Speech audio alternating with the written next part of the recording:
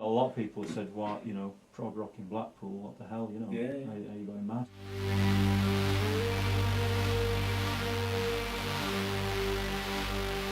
Blackpool's the perfect town for it. When I was growing up in Blackpool in the 70s and mid-70s, there was always a big kind of prog scene, you know, everyone was into prog at the time.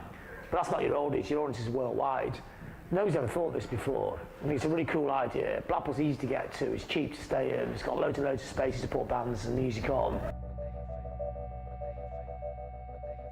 British music is a very powerful thing, and the Blackpool era is kind of important in all of that because it did play host as a town to a lot of visiting musicians.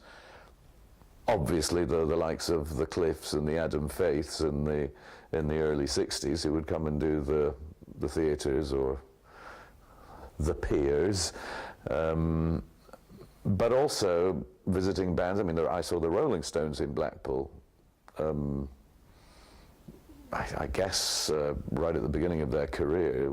I saw the High Numbers in Blackpool before they became the Who. So yeah, there was the opportunity to see bands in Blackpool, and that impressed a lot of us young kids aged 13 or 14, and we were, out of the Blackpool bands, there were a number of them that did venture forth.